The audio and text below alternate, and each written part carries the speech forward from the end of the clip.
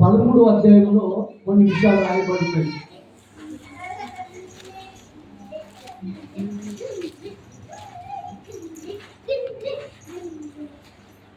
వచ్చిన 13-12 వచ్చిన కాంచి మనం చదువుకుంటే ఇక్కడ కలిగిన వానికే ఇవ్వబడును, కలిగిన వానికే, చూడండి, కలిగిన వానికే ఇవ్వబడును, వానికి సమృద్ధి కలుగును, లేని వానికి కలిగినది వాని యొద్ద నుండి తీసివేయబడును. చూడండి ఇక్కడ ఏమనుంది?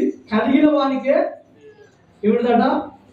కలిగిన వానికే ఇవ్వబడును, కలిగిన వానికే ఇవ్వబడును, వానికి సమృద్ధి కలుగును,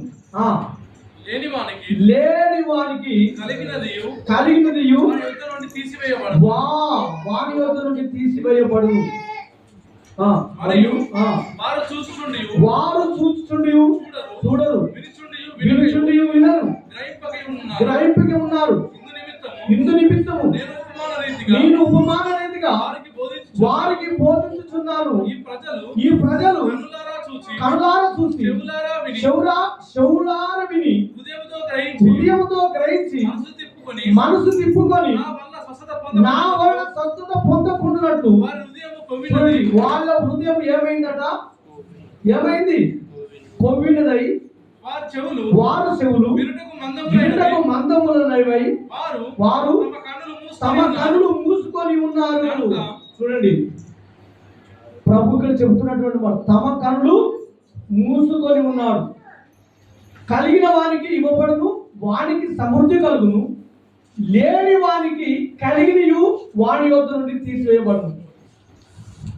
జాగ్రత్త వినాలి, ఎందుకంటే ఈ వాక్యం చాలా మీరు గ్రహించాలి.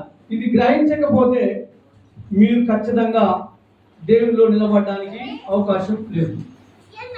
ఇది ఎందుకు అవకాశం లేదంటే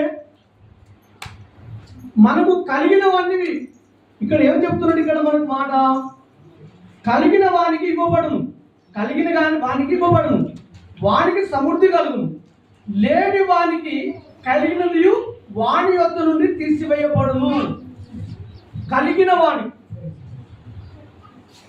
వానికి ఎలా కలిగింది? దేవుని యొక్క రక్షణ నీకు ఇచ్చాడు దేవుడు. ఒకవేళ ఆ రక్షణను కాపాడుకుంటే ఇంకా రక్షణ దేవుడు ఇవ్వగలడు. ఒకవేళ ఆ రక్షణను కాపాడుకోపోయినావు అనుకో, నీకున్న పరిశుద్ధాత్మ శక్తి తీసి ఎవరికి ఇస్తారట? కలిగినోనికి ఇస్తాడు. హల్లెలూయా.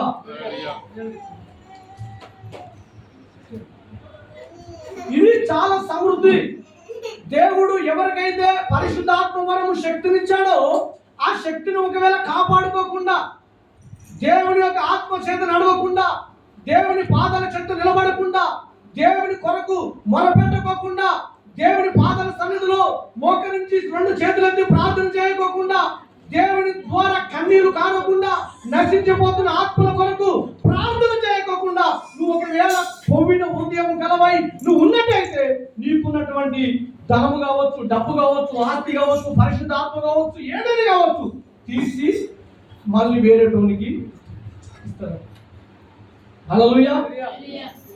కనుక ఇక్కడ పరిశుద్ధాత్మ శక్తి చాలా తక్కువైపోతాం. చాలా ఇప్పుడు ఎంతైతే ఉంటాయో 10:30 అవుతాం. 10:30 వరకు ఇప్పుడు వచ్చేసారు మనలంతా.